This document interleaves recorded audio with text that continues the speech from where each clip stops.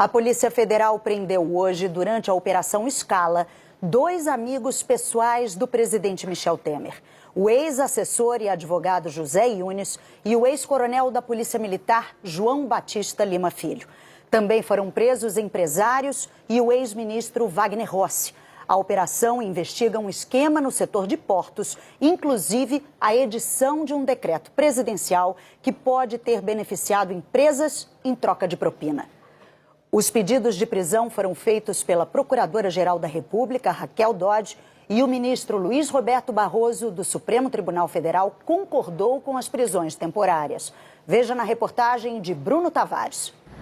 João Batista Lima Filho, conhecido como Coronel Lima, saiu de casa numa cadeira de rodas. Os agentes da Polícia Federal deram voz de prisão para ele às 6 horas da manhã, no apartamento onde ele mora, no bairro do Morumbi, em São Paulo. O ex-coronel da PM, amigo de Michel Temer há mais de 30 anos e suspeito de receber dinheiro em nome do presidente, passou mal e os policiais chamaram uma ambulância. Ele foi direto para o hospital Albert Einstein, onde já se trata. Os advogados do coronel disseram que ele já teve 2 AVCs, acidente vascular cerebral, tem câncer e, por conta do tratamento, praticamente não sai de casa há 8 meses. A Polícia Federal tentava ouvir Lima desde o ano passado, depois que ele foi citado pelo ex-diretor da JF, Ricardo Saldi, na delação dele.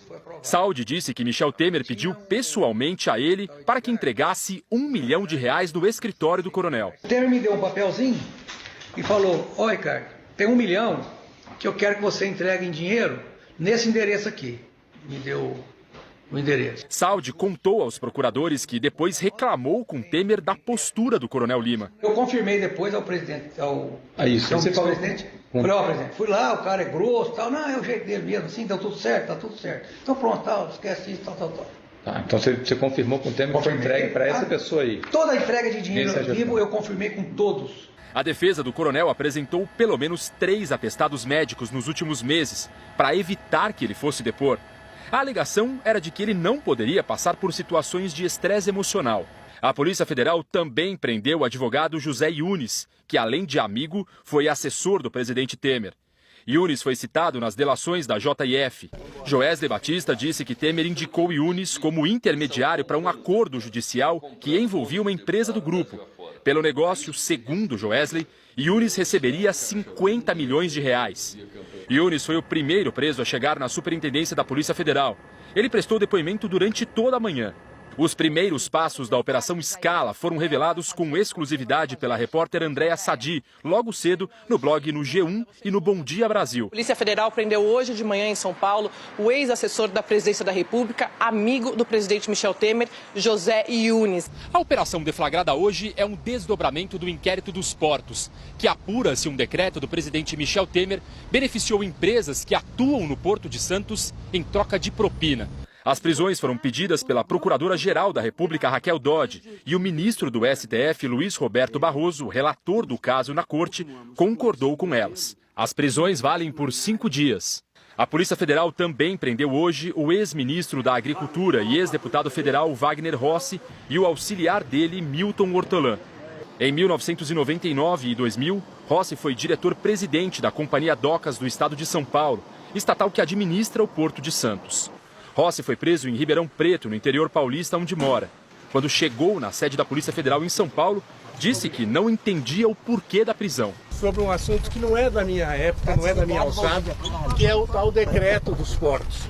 Eu tinha saído 15 anos antes da Codesp e, portanto, não tem nada a ver. Já respondi a 74 perguntas e, naturalmente, como hoje o procedimento do judiciário é dessa maneira, nós vamos cumprir e respeitar. Antônio Celso Greco, dono da Rodrimar, uma empresa que atua no Porto de Santos, foi preso em Monte Alegre do Sul, no interior de São Paulo, onde estava para passar o feriado de Páscoa. A Polícia Federal fez buscas no escritório da empresa, na zona portuária de Santos, e no apartamento dele, na Praia do Gonzaga, na mesma cidade. Os presos levados para a Polícia Federal em São Paulo prestaram os primeiros depoimentos hoje mesmo. Eles foram ouvidos por delegados que vieram de Brasília com o apoio de equipes de São Paulo. No Rio, os policiais prenderam a empresária Célia Torrealba, uma das donas do Grupo Libra, que atua no setor portuário. Ela foi presa de manhã no apartamento onde mora, no bairro do Leblon. Ao concordar com as prisões temporárias, o ministro Luiz Roberto Barroso aceitou o argumento da Procuradora-Geral da República, Raquel Dodge, de que havia um risco concreto de destruição de provas. A reportagem é de Andréa Sadi. A Polícia Federal queria a condução coercitiva para ouvir todos ao mesmo tempo, mas a Procuradoria-Geral da República preferiu pedir ao Supremo Tribunal Federal a prisão temporária de 13 pessoas. O relator do caso no Supremo, o ministro Luiz Roberto Barroso, concordou com as prisões. No documento, cada alvo vem sucedido de uma explicação dos investigadores. João Batista Lima Filho, amigo de Temer, por suspeita de ser responsável pela captação de recursos irregulares para o presidente Michel Temer.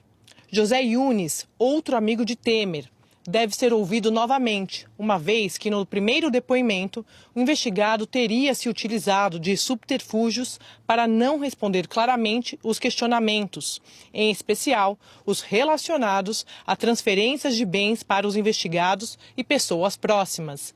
Wagner Rossi, por suspeita de receber mensalinho de R$100 mil pagos por Joesley Batista a pedido do presidente.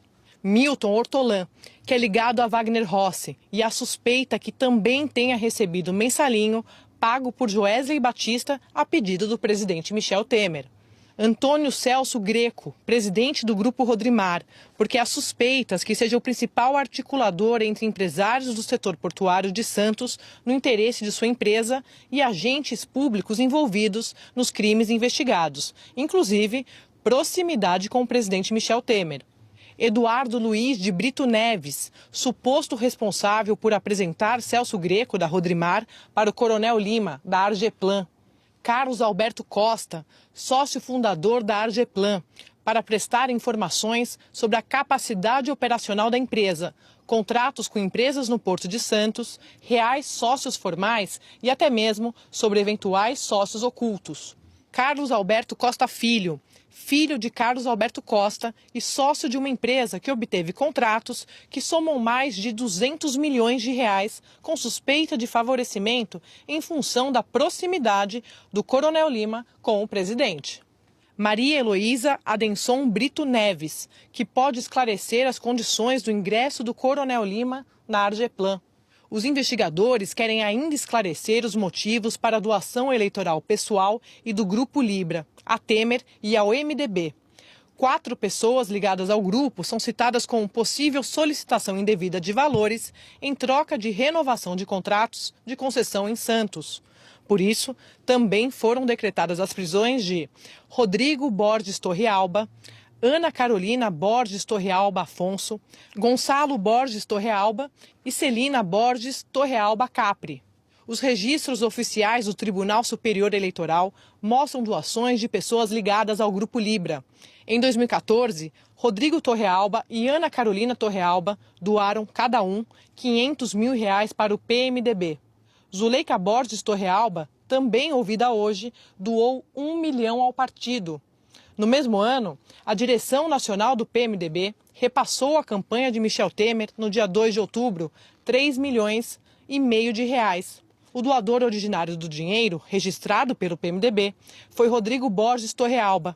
Outro R$1 milhão, o valor doado por Zuleika, foi repassado pelo partido para diretórios regionais no Rio Grande do Norte e no Paraná.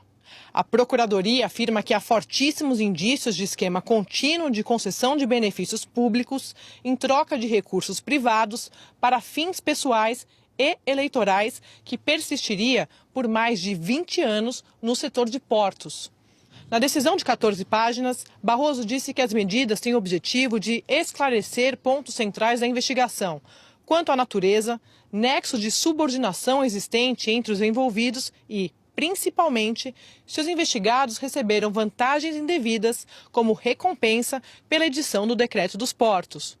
Barroso autorizou buscas e apreensões e determinou que o Ministério Público Federal tenha acesso à contabilidade da Argeplan, empresa de João Batista Lima Filho.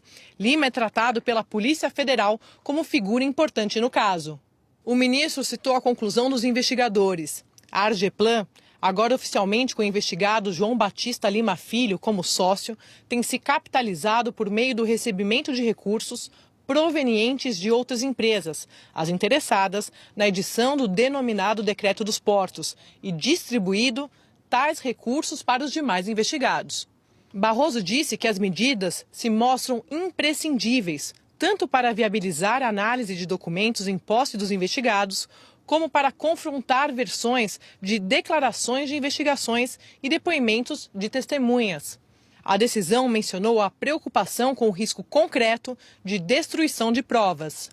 Barroso listou elementos apresentados pelos investigadores, como uma planilha indicando possíveis pagamentos feitos por empresas portuárias.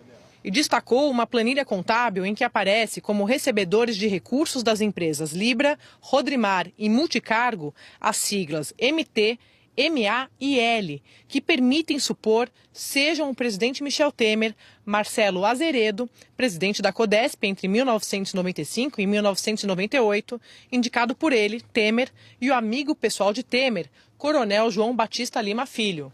A reforma na casa da filha de Temer também é investigada.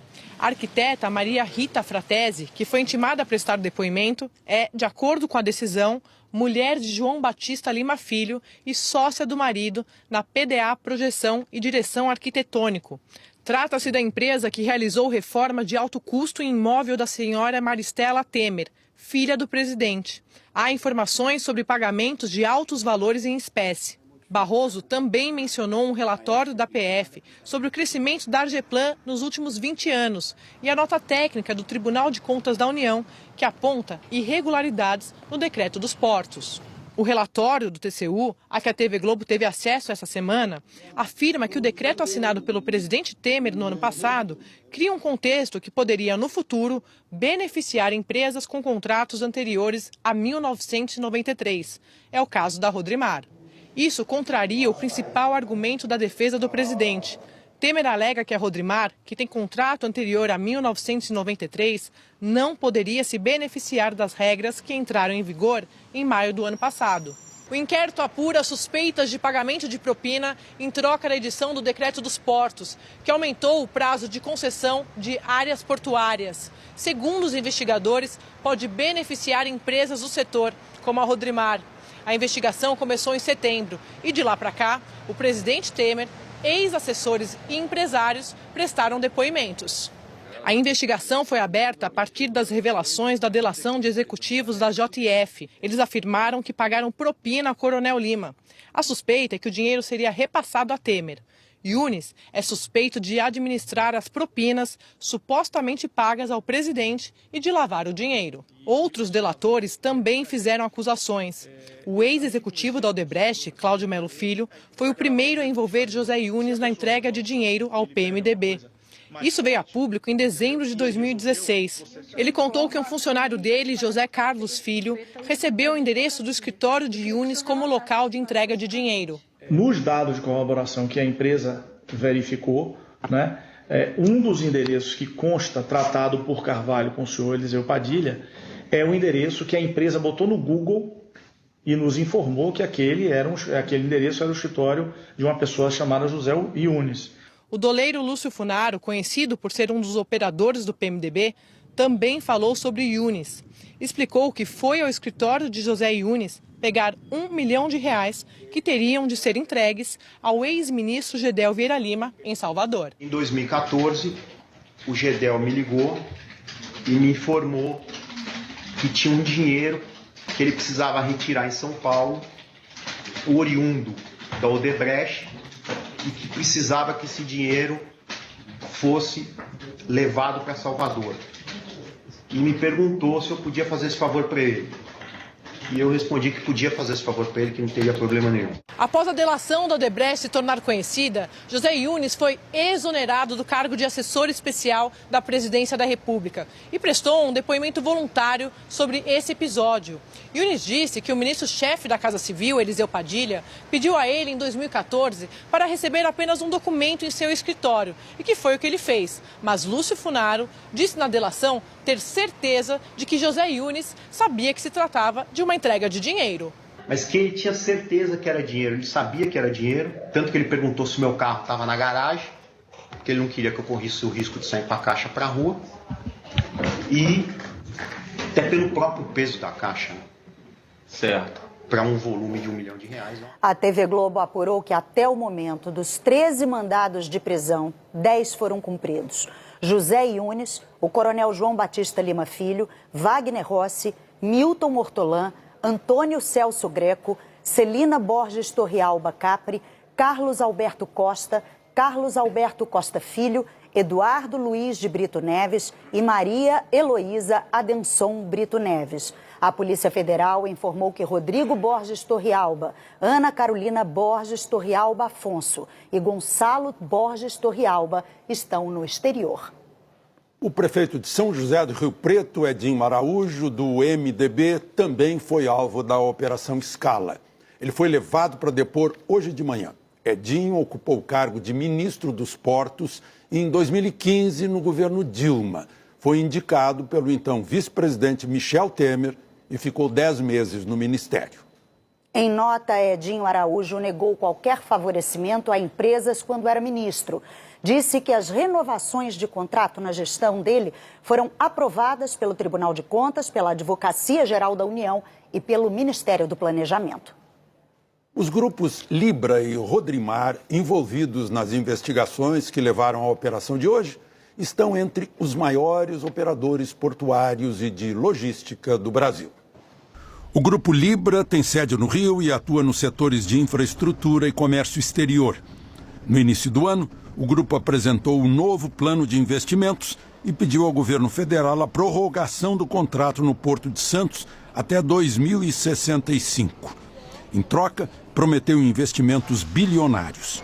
O terminal de contêineres em Santos é um dos principais ativos portuários do grupo, que também atua no Porto do Rio. Além de armazenar, transportar e distribuir cargas, a empresa também opera um aeroporto em Cabo Frio, tem negócios imobiliários e produz azeites. O Rodrimar atua no Porto de Santos há mais de 70 anos e reúne 7 empresas. O grupo se especializou em comércio exterior e exporta principalmente grãos, cargas, fertilizantes e sal. A empresa também mantém terminais no Porto do Recife, terminais logísticos em Ribeirão Preto, no interior de São Paulo, e em Miami, nos Estados Unidos.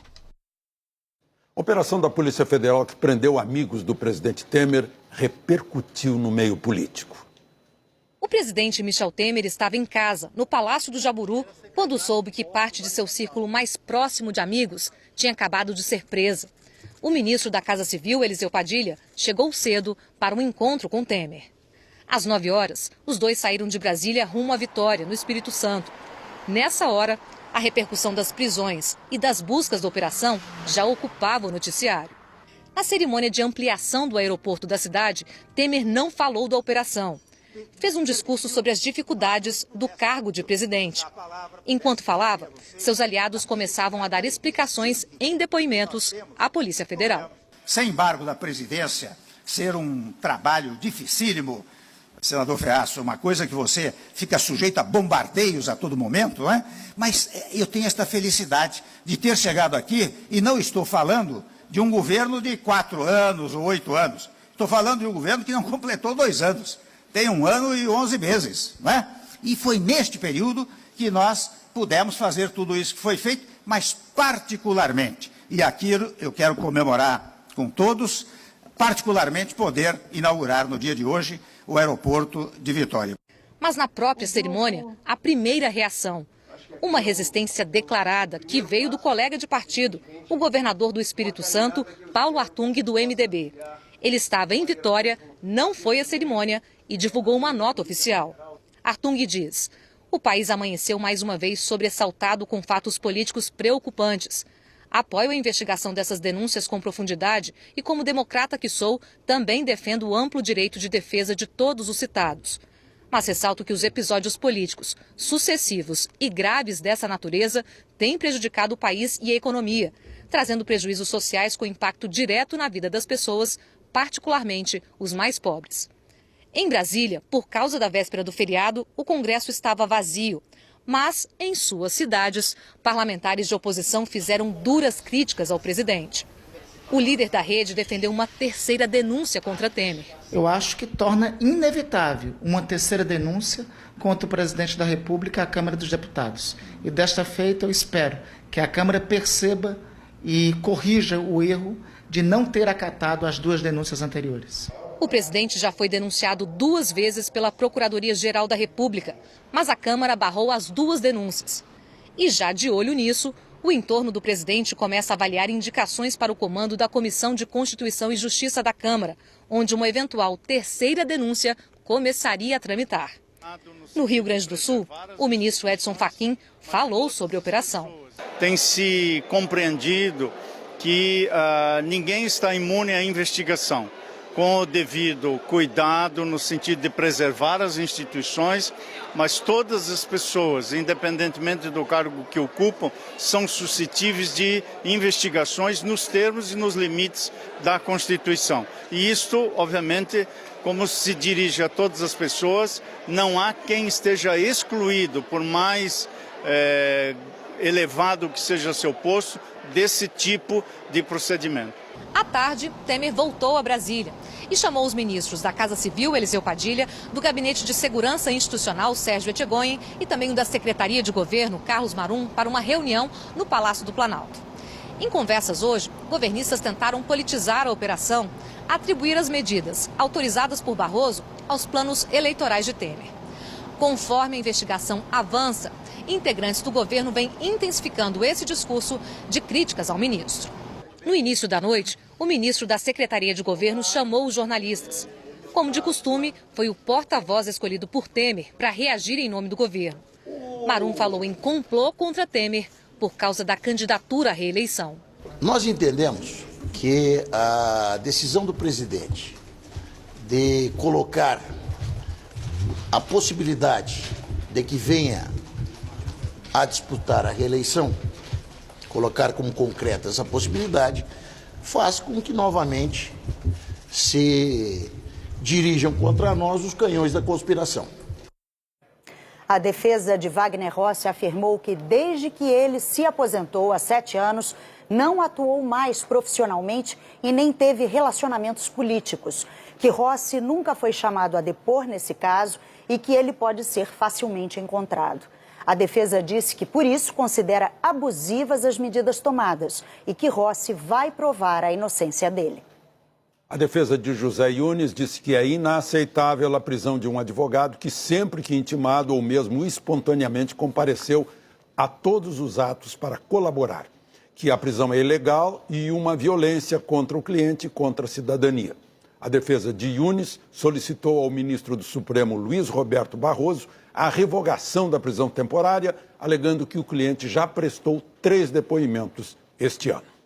A assessoria da Rodrimar, de Antônio Celso Greco, declarou que os advogados não tiveram acesso aos autos porque hoje é feriado no judiciário, que a empresa nunca pagou propina a nenhum agente público nem autorizou que alguém fizesse isso em seu nome.